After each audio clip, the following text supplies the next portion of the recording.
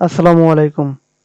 গত পর্বে আমরা ফ্রিল্যান্সিং কি এ বিষয় নিয়ে আলোচনা করেছিলাম। এবারের পর্বে আমরা ফ্রিল্যান্সিং কত প্রকার ও কি কি এ বিষয়টি নিয়ে বিস্তারিত আলোচনা করব। তো চলুন আমরা এই বিষয়টিতে জাম্প করি। ওকে, ফ্রিল্যান্সিংটাই মূলত একটা প্রকার। এর মানে হচ্ছে ফ্রিল্যান্সিং মূলত মুক্ত পেশা। এটিকে অন্যভাবে প্রকারভেদ করাটা একটু মুশকিল।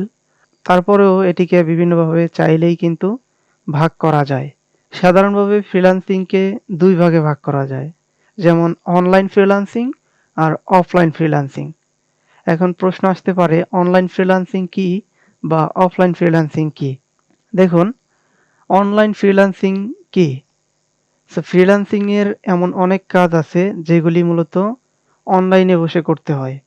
মূলত ফ্রিল্যান্সিং এর কাজগুলি ম্যাক্সিমাম কাজগুলি হচ্ছে অনলাইনে বসে করে থাকি আমরা, বা অনলাইনের মাধ্যমে আমরা যে কাজগুলি করি বেসিক্যালি এগুলোকেই ফ্রিল্যান্সিং নামেই আমরা চিনি। সো অফলাইনে ফ্রিল্যান্সিং করাটা মূলত আমাদের নলেজে নাই এখনো। বাট অফলাইনেও কিন্তু ফ্রিল্যান্সিং করা যায়। এখন দেখুন অনলাইন ফ্রিল্যান্সিংটা কি যদি আমরা এভাবে সংজ্ঞায়িত করি। ফ্রিল্যান্সিং এর যে সকল কাজ অনলাইনে মানে ইন্টারনেট কানেকশনের মাধ্যমে করা হয় তাকেই মূলত অনলাইন ফ্রিল্যান্সিং বলে।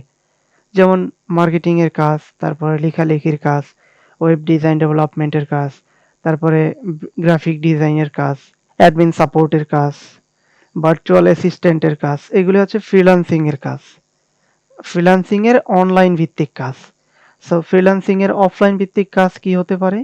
তার আগে আমরা দেখি যে ফ্রিল্যান্সিংয়ের অফলাইন কাজ কি। দেখুন, ফ্রিল্যান্সিংয়ের যেই সকল কাজ মূলত অফলাইনে বা ইন্টারনেট কানেকশন ব্যতি রেখেই করা হয় তাকে মূলত অফলাইন ফ্রিল্যান্সিং বলে। যেমন মনে করেন যে রিক্সা চালানো বা যে কোনো টাইপের গাড়ি চালানো। এখন দেখুন রিক্সা চালানো এটাও একটা ফ্রিল্যান্সিং হতে পারে। যেমন আমরা জানি যে ফ্রিল্যান্সিং হচ্ছে মুক্ত পেশা, মানে নিজের ইচ্ছে মতো কোনো কাজ করা। এখন রিক্সা চালানোটাও কিন্তু নিজের ইচ্ছে মতো কাজ করা। যেমন আপনি চাইলে আজকে বিকেলে রিক্সা নিয়ে বের হতে পারেন, আবার চাইলে কিন্তু বাসায় বসে থাকতে পারেন। সেটা আপনার ব্যক্তিগত ইচ্ছা স্বাধীনতা। সো এটিও কিন্তু অফলাইন ফ্রিল্যান্সিং। ফ্রিল্যান্সিং মানেই কিন্তু হচ্ছে আপনার মুক্তভাবে কাজ করা, নিজের ইচ্ছে স্বাধীনতায় থেকে কাজ করা। সো এভাবে একটু খুঁজলেই কিন্তু অফলাইনে যে অনেক ফ্রিল্যান্সিং করা যায় এটা আপনি পেয়ে যাবেন। অনেক কাজ আছে যেগুলি অফলাইন ফ্রিল্যান্সিং এর ভিতরে পড়ে।